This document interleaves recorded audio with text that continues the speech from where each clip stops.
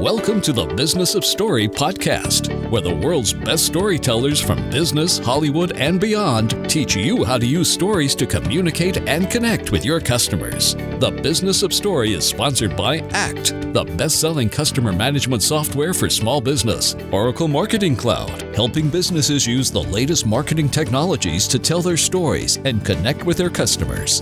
Sixter, allowing marketers to automatically inject clickable images called campaigns into every one of their employee email signatures to promote their company's most important initiatives or content. And by Signal Labs, the real-time cross-media story tracking platform. Here's your host, Park Howell from Park & Co., and today's special Business of Story guest.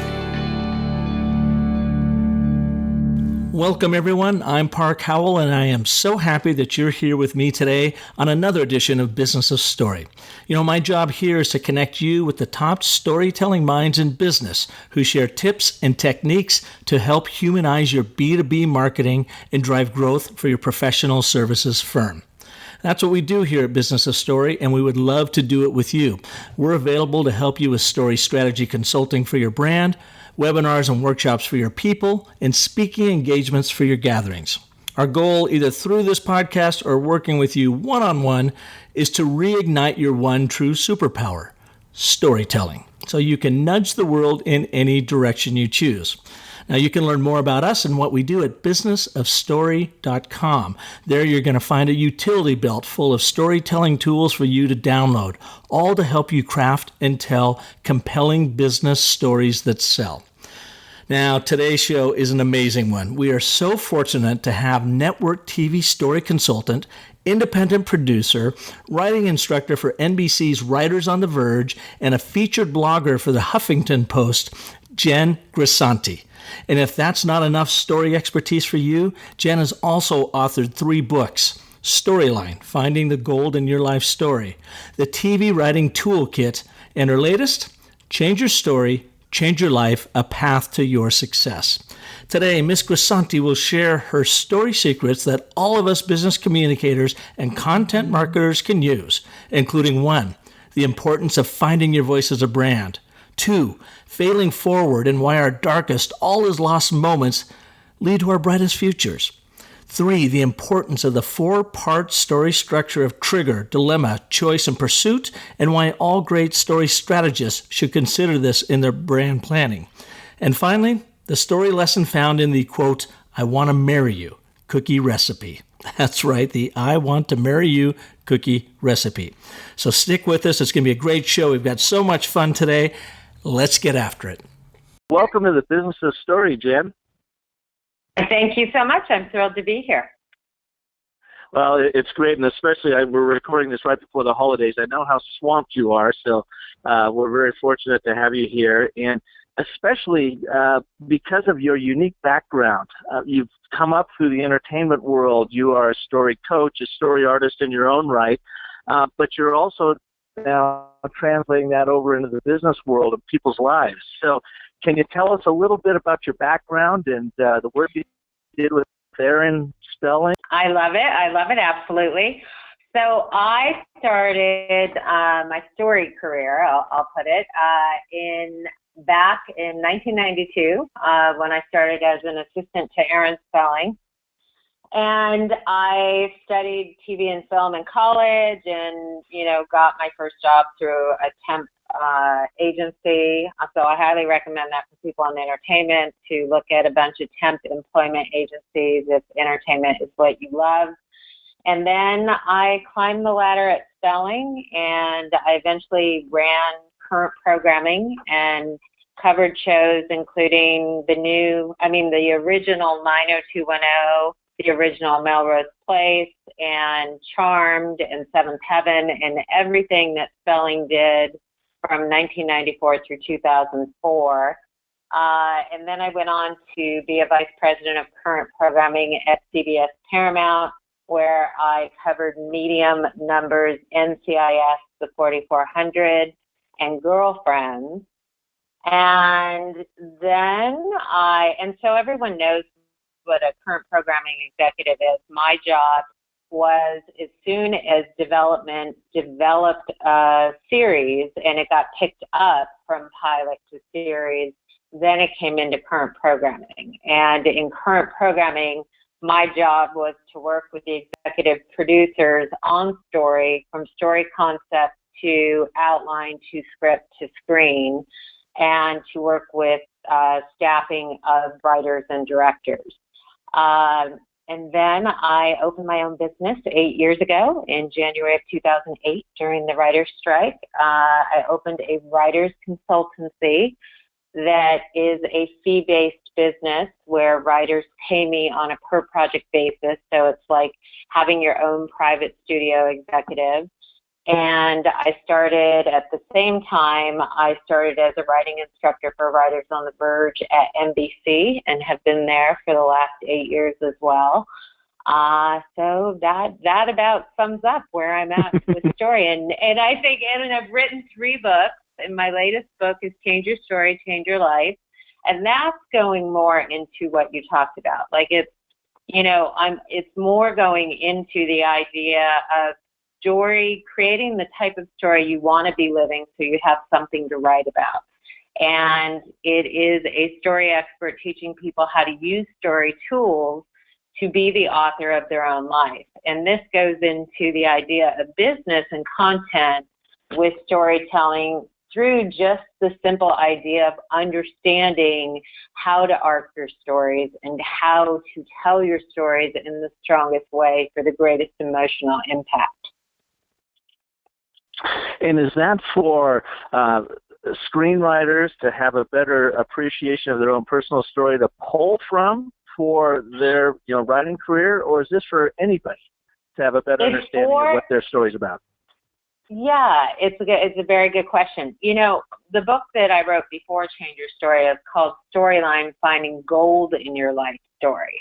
So what I was known for as a studio executive was getting people to share their emotional truth, and in helping people understand that by drawing from your emotional truth and adding fiction to it, which is what Storyline is about, I suddenly got massive results with people selling pilots and getting staffed and getting represented. And Change Your Story is a complement to that because it is more, and it's for anyone. It is going in more into the motivational market in the idea of how, if you understand how to create the type of story you want to be living through the utilization of story tools and understanding how story works in fiction. So one book is drawing from true life and fictionalizing it.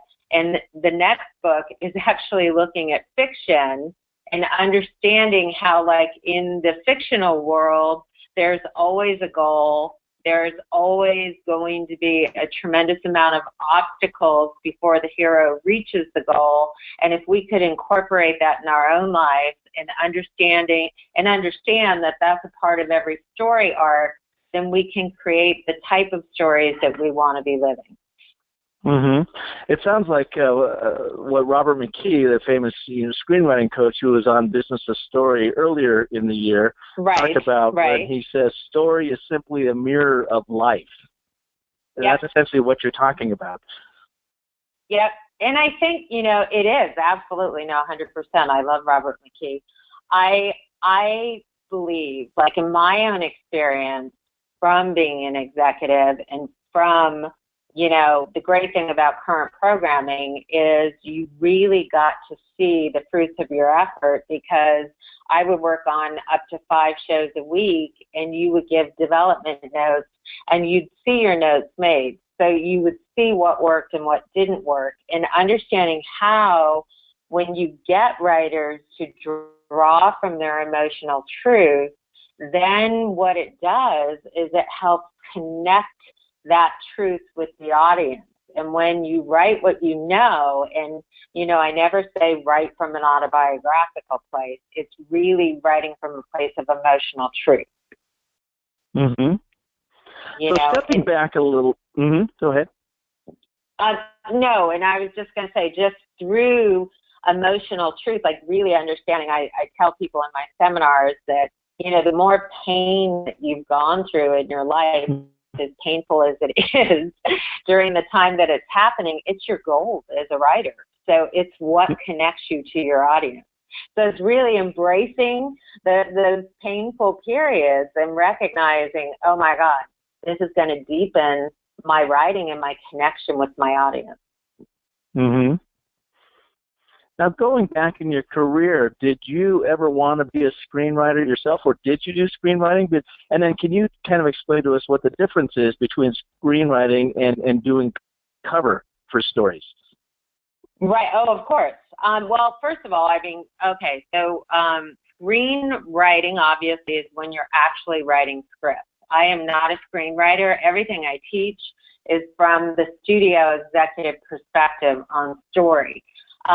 With regards to your question, I do think there was a period of time where I contemplated writing screenplays when I was an executive, and Aaron Spelling used to always say to me, like every time I would give him development notes or I'd write him a card or he would see my expression, he would always say to me, you should write, you should write, you should write. And for me, where my dilemma was if I went the executive route, then there was going to be security. There was going to be the 401k. There was going to be everything that went along with working in the corporate world. And if I went the freelance route, then I was giving that up. So it was a dilemma at the beginning of my career. And I recognized that, here I was exposed to this incredible mentor. And if I stayed in the executive world, then I would continue to be exposed to him and learn from him. And if I went into the writing world, I wouldn't have that same exposure. So I chose the executive route, and I'm very happy that I did, because I definitely believe that my brain works best as an analyst, and when it comes to writing, books are definitely a better platform for me because I'm a very internal person, and I love to go in depth into seeing and feeling, and so the book world is a better world for my type of writing. Now, script coverage, what you talked about, there's a difference between script coverage and development notes. Like script coverage, you're just having a reader that's going to give you consider, do not consider, that's going to rank you or rate you on each element of your writing with character and story structure and dialogue and all that. What I do is what the type of notes that you would get from a studio executive if your project went forward. So those are a different type of development notes. I don't go into like this overall. I more go into page notes as well as overall notes on story, but I don't go into, the idea of consider, do not consider, and then rating each part of your writing. I go into what is working, what is not working, and what we need to do to get it to a stronger place. Mm-hmm. So you're very much on the business end of storytelling as that goes, but you have very much that artist bent to it. So you have a great appreciation for what works on the artistry side of it, but as well as what the executives are going to buy into, the networks are interested in, it sounds like.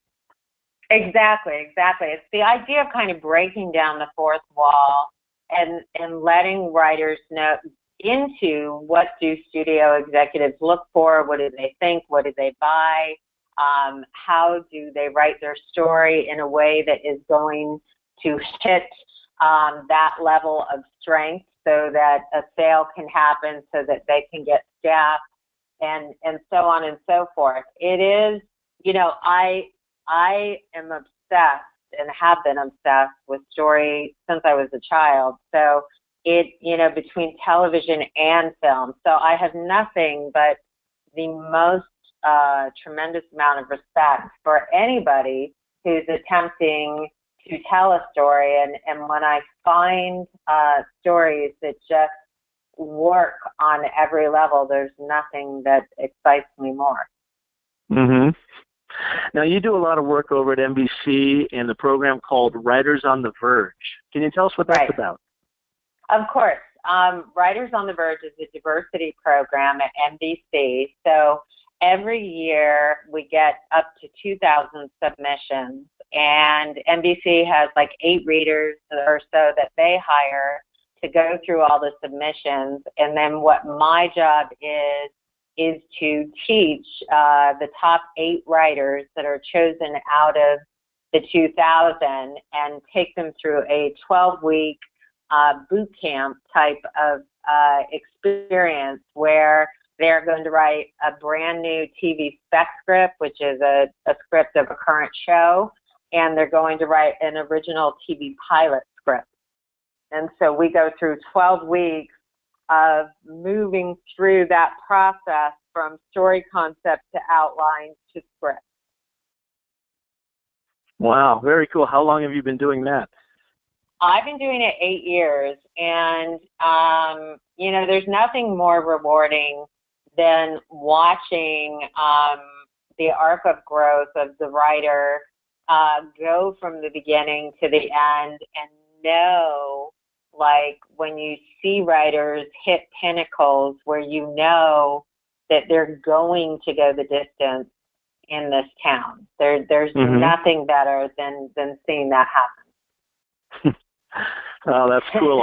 I think I had mentioned in one of our emails as we're setting up for this recording, our son Parker is working over at NBC as a motion graphics artist for a new game show that's coming out at the beginning of the year.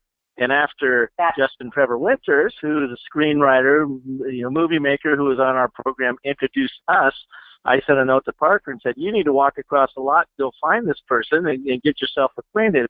And he, of course, said, Dad, do you have any idea how big this place is? It's so true. I mean, NBC is huge. So I know, it is so true. It seems like just walk across. I totally get that, but I certainly would love to meet him at some point.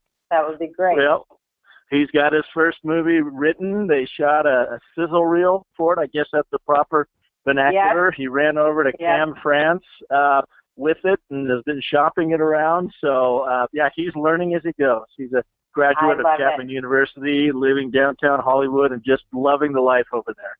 So working hard. I love it. And Chapman's great.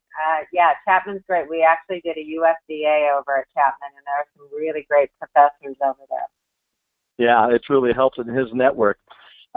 Great. Again, we're going to take a break here for just a second so that our wonderful sponsors can tell their stories. And when we come back, what I'd like to have you cover is what can business communicators learn from you and all of your work with NBC, the business end of story, and the creative development side of storytelling. What can business leaders, business communicators, advertisers, content marketers, what can we all learn from you in Hollywood that can make all of our work more compelling, both online and off? So we'll cover that when we come back right after these messages from our wonderful sponsors. You got it. Are you keeping track of sales leads in a spreadsheet, or worse, Post-it notes all over your desk? Well, there's a better way, and it doesn't involve spending a fortune on complex CRM software. For over 25 years, ACT has been the #1 best-selling contact and customer management software. It's super affordable and easy to use. ACT helps individuals, small businesses, and sales teams organize prospect and customer details in just one place. It also helps you market products and services more effectively, and most importantly, it drives sales. Try ACT for 30 days by visiting actstory.com and sign up for a chance to win a pair of Bose Quiet Comfort 20i acoustic noise canceling headphones, a $299 value. Again, that's actstory.com. Welcome back to Business of Story and our wonderful guest today, Jen Grisanti, who is a story consultant, independent producer, and a writing instructor for NBC's Writers on the Verge. Jen's also a blogger for the Huffington Post and has authored 3 books, her most recent of which is Change Your Story, Change Your Life, A Path to Your Success. Jen, thanks again so much for being on Business of Stories today. Now, we were talking about the business end of storytelling with executives in Hollywood and networks and so forth, and now what we want to cover is what do us what can us business communicators, leaders, content marketers, advertising folks, all of us charged with telling stories on behalf of clients, what can we learn from you and from Hollywood to make us better at connecting with our audiences? Absolutely. I love that question. I would say the biggest thing that I work with entrepreneurs and business owners on is first the idea of understanding your voice, number one. And part of understanding your voice is understanding the why behind the what. So you want to understand why you want to get out the message that you want to get out. And I think understanding the personal why, for storytellers and fiction writers, I work with the idea of what is the personal dilemma connected to the professional pursuit, because that is the emotional fuel behind the story. So it is the same with business owners and content producers, is it's really understanding story in the sense of why are you telling this story? Who is your audience? What is important to them? What is the why of your target audience? And like a story structure that I work with in both the fictional world and in the business and content world is the idea of all story begins with a trigger incident that pushes you into a dilemma, and then the choice made in the dilemma is what defines the pursuit. And in understanding by adding an emotional component to that story, you understand what is the why behind the what. So say, for example, in a business arena. So in me, starting Jen Grisanti Consultancy, Inc. So I went through the unfortunate situation of losing my job in 2008 after 15 years with two sister companies.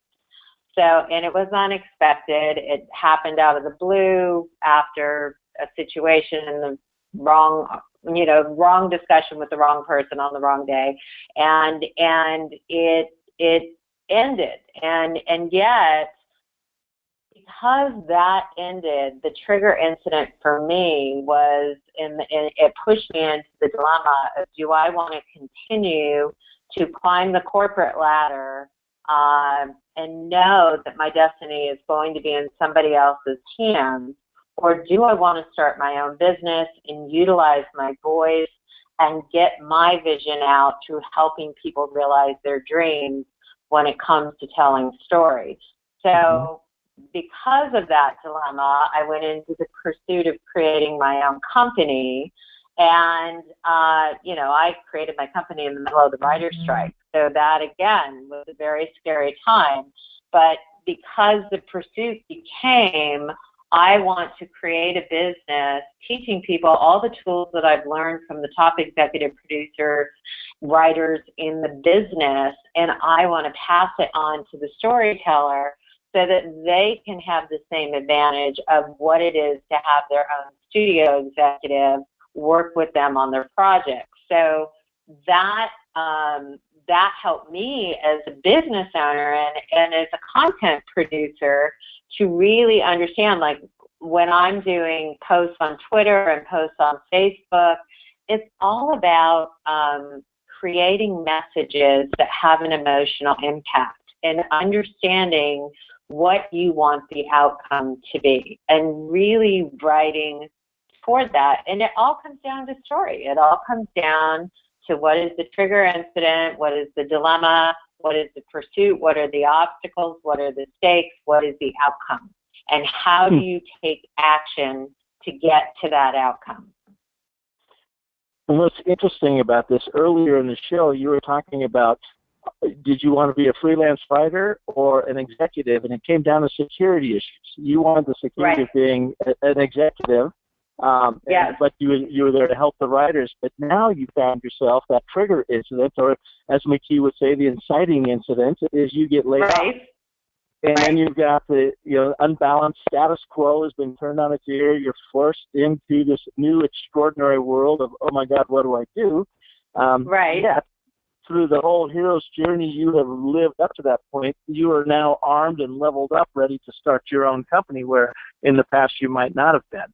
And and now you've extraordinarily successful operation. You've got books. You're teaching at NBC, so it's really interesting to see this in the old hero's journey Joseph Campbell realm.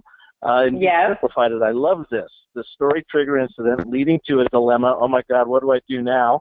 Well, now I've got a choice. I can go try to work for somebody else, or I can hang out my own shingle, which is scary because there's no guarantees of success in that in that choice.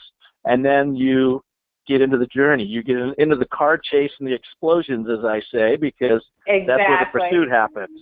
And when you're thinking, oh, this will be great, it'll be easy, it gets worse before it gets better, and just when you're at your darkest moment, it gets worse. And you have said something in your work and on your videos. You've got some great videos on your website about embracing those trials that we all hit. And that's really where the gold of every story is, and I guess it's really where the gold of every life is, when you are now thrown into the dragon's cave, for lack of a more obvious metaphor, and having to fight your way out of that. So that's what you've been you experienced way back when, I guess.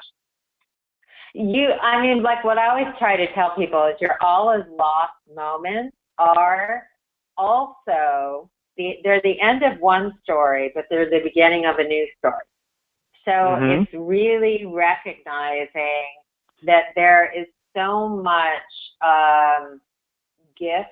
There are so many gifts to find in our all is lost moments, because they force us in a direction and they force us through the dilemma to have to make a decision and to have to really understand, like, for me, a very large part of my journey was, why do I love what I do? What did I love about being a studio executive, and where was my strength? And my strength was always in my development notes. And like when I went to CBS Paramount, before Aaron passed away, he had told me, I told Les Moonves, you give some of the best development notes in the business.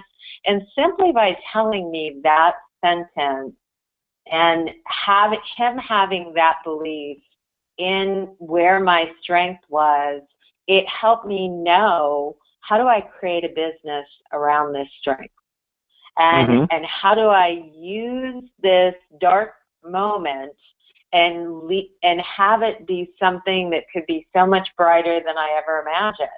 And the irony, like in an old story, the irony is that at the beginning of my career, I had, and she's a close colleague and friend now, I had seen Linda Sager, who wrote How to Make a Good Script Great, and I loved it, and I read all of her books, and she's tremendous. And at the very beginning of my executive career, I went to a book signing of hers, and she said, and I said to her, oh my God, I want to do what you're doing. And she looked at me and she said, well, you've got to get the experience. Like, I have 20 years. I think she said at that point, this and this and that. And I remember feeling a little crushed at that point, because I really, really was like, oh my God, this is what I want to do. Little did I know, though, that everything she said was so true, and I needed to be out there going through and experiencing story in the way that I did in the executive world in order to bring me to where I am now.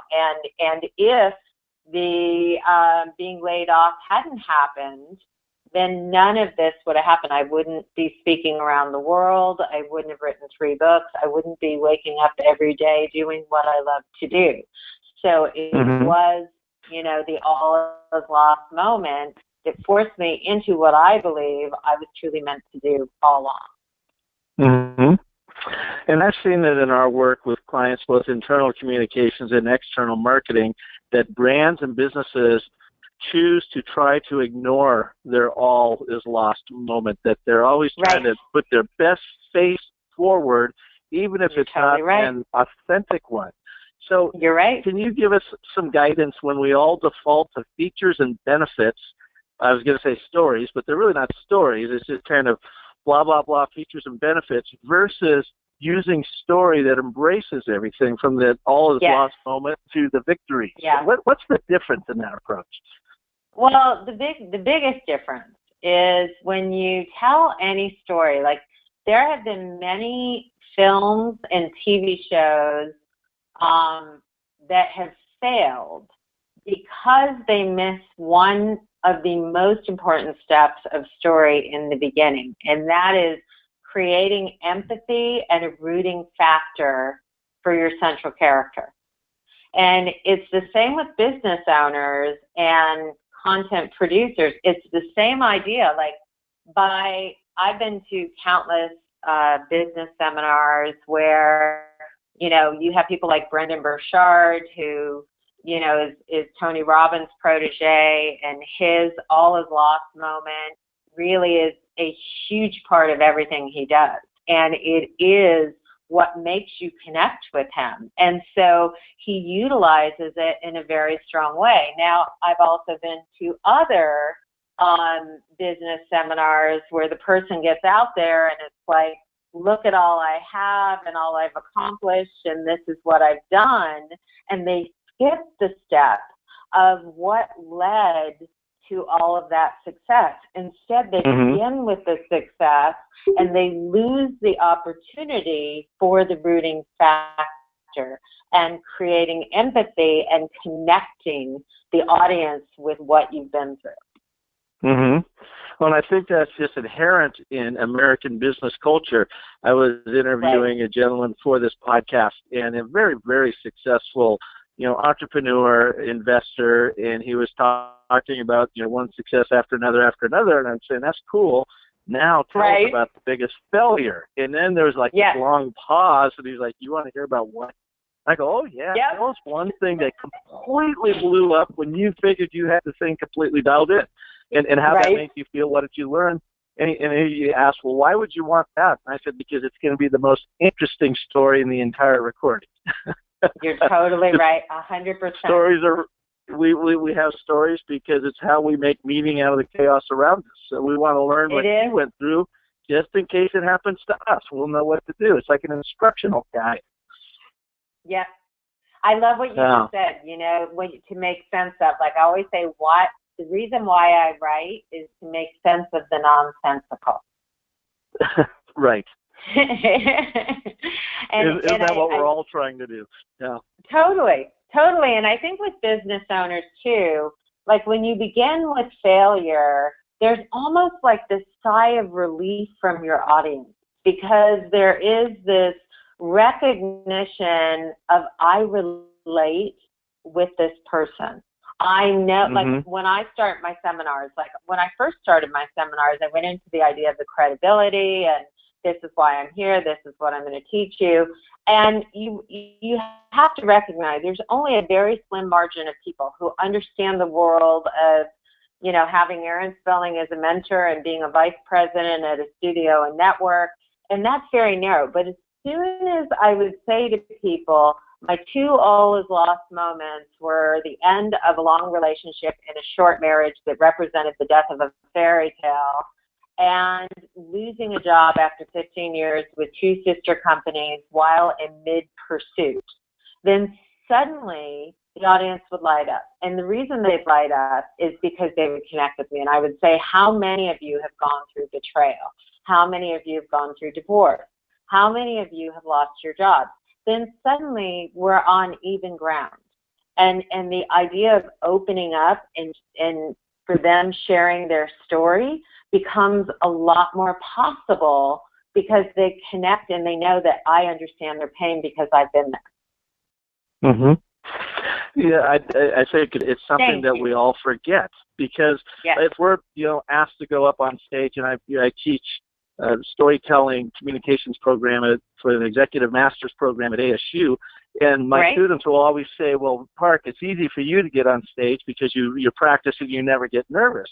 And I go, no, it's actually quite the opposite. I'm always nervous. Every time I go up there, no matter if it's an audience of 5 or 500, But I Totally tell them, agree. I go, I've got a way to avoid flop sweating, and I tell a flop sweat story at the very beginning of each one of something that Right. happened to me. Sometime when I thought I had it completely dialed in, only to fall flat on my face, and it takes Right. the pressure off of me. And like you said, Right. it evens the playing field. The audience Yep. laughs. The audience like, oh man, I've been there. Ooh, that sounds Yep. horrible. And now you have got a group that are conversing with you in the story you're presenting versus just being an audience that is being presented at. And that's what we try You're to totally perform. right. I love that. Yeah. Yep, that was great. Now the flop sweat story. I tell you what, Jen, we've got to take one more break. We get to take one Okay. more break for our wonderful sponsors and their stories. And when we come back, we'll wrap up the show. And do you have 2 or 3 tips that we could Right. use right after this listening to become better storytellers for our businesses and our brands? So we'll cover that right after these messages. Did you know that on average, each of us sends around 10,000 emails each year? And what does each message include? Well, an email signature, right? Well, Angie's List realized the reach they had with their 270 employees and decided to use their email signatures to promote their flagship customer event called the Festival of Services. Angie's List dialed up Sigster to become mission control for its email signature campaign. In minutes, each employee had a Sigster-powered call to action in their email signature. In 6 months, the campaign had been viewed more than 2 million times, resulting in 4,500 visits to the registration portal, or 38% of all visits, which meant Sigster drove more engagement than any other tracked marketing activity. Now, if you want to ignite the most ubiquitous and overlooked promotional channel in your business from one simple platform, visit Sigster.com. That's SIGSTR.com. And see how they will help you message, measure, and manage your email signature marketing. Hey, if it's good enough for Angie, it's good enough for me. Your customers, employees, marketing campaigns, partners, and yes, your detractors, they're each telling a story right now about you. Where? On social media, in traditional print publications, in blog posts, on television, basically everywhere. And it's happening 24/7, in real time. Your mission? Track these stories and the sources that share them, smartly manage them, analyze them rapidly, and discern what you should do next, what you should do now. No wonder you're tired. Well, Signal Labs is a real-time, cross-media story tracking platform that makes your life easier. Their solution enables customers to quickly spot trends, see relevant stories unfold, and take action. So stay ahead of what the world thinks with Signal Labs. Learn more and sign up for a free demo at signallabs.com/story. Welcome back to Business of Story and our guest today, Jen Grisanti. All right, Jen, now's the big payoff. What are the 1, 2, 3 things that we can do outside of Hollywood in our own business worlds and our brands to become better storytellers? I would say, okay, so we've already talked about the first one that I would say is one of the most important, and that is understanding your why in telling the story that you are in your business and understanding the why of your client. So, and that's in the Simon Sinek term of understanding your why? Yes. Are you familiar with Simon Sinek, the leader? I am yes. very familiar with him. I love that book. Like, it's so funny because I was into this in story, and that actually is one of my top 3 favorite business books. So, starting with why. Yep. Okay, Yep. good. Just wanted to make sure we're on the same tack there. Yep. All right. Understanding your why. Understanding your why. And then I would say another thing that we touched on that I think is another huge tip is understanding what I learned was that we can fail forward. And by that I mean is so many people look at failure as setting us back. And yet, if you look at every top business owner and guru and entrepreneur out there that is killing it, they all have a number of stories that represent failure. And I'll never forget in Sumner Redstone's book where he talked about the idea of we learn so much more from our failures than our successes. And so I think for the business owner, another tip would just be, embrace your failures, talk about your failures, recognize that your failures are getting you to where you want to go. Because with failure, we get information of what doesn't work. Mm-hmm. And through that information, it helps us move forward into understanding what does work. So that would be, instead of viewing when you were laid off from the Aaron Spelling and the sisters company there as a failure, that just simply created a clearing for you to take that next chapter, live into that next chapter of your life.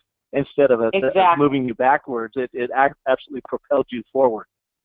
Yes, it actually brought me to where I wanted to be all along, but I needed to learn everything that I learned in the corporate world to be where I am now.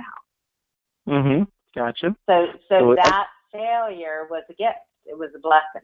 And so, so that would be the second thing. And then I think the third thing would probably be to recognize, and I know in business we can say, oh, there's not room for this, and business is more technical and dry. I'm all about the idea of come from the heart, because that's what people connect with. And really, really recognize, like when you look at story, when I look at brands with story, like say, for example, which is so funny because I'm doing my family Christmas baking right now, and I came across this cookie recipe that is titled, I Want to Marry You. And her story behind the cookie was, she said she was the only girl in a family of 5 siblings, and so she had 4 brothers, and cooking was like her safe spot.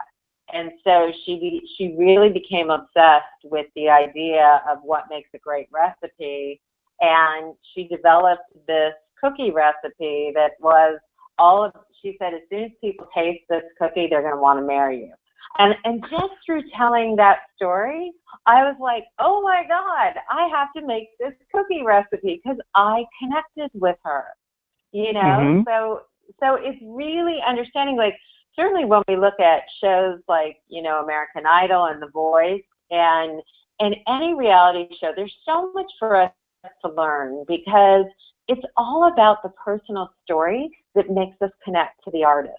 So as a business owner, it's really understanding, again, as we've talked about, like your personal story that connects to your professional pursuit is what will lead you to your audience, and it's what will connect you with your audience. So really understand how and what that story is and how to communicate it to your audience. I love it. Your personal story is what connects to your professional pursuits, and that's what ultimately connects people to you and your success. Yep. Yeah, great. Well, Jen, thank you so much. Again, I know how busy you are, and I got to thank my good friend, Justin Trevor Winters, for making the introduction here. I love Justin. Thank you so much. Absolutely. And, I appreciate it and hope you have, a great 2016. We'll keep an eye out for, potentially some stories that you've coached on, or I don't know, where might we see your work out there? Well, I definitely, if you go to my website, I have this section that says students have worked on. So you'll see all the shows that I have clients who've staffed on. I've had 39 clients sell pilots. I've had 5 go to series. So it definitely is, it's all out there. It's all out there and you'll, it is a funny thing, like with the story world, I understand, I have clients that will sing from the rafters and say, Jen, I work with Jen to get me to this place. And then I have clients who are very confidential about me being a part of the end journey. And I love all of it. I'm like, I'll be a secret tool. Anything that helps get you to where you want to go is what a journey I want to be a part of. And that website is Jen Grisanti Consultancy, and your last name spelled is Grisanti. Jen, right. GrisantiConsultancy.com. And I can tell our listeners, I've been there, been through it several times. She has some great videos on there, too, kind of eye-opening to story. And I love your tagline, telling and selling your story. And that's what we do every day in the world of business storytelling. So thank you again for joining us.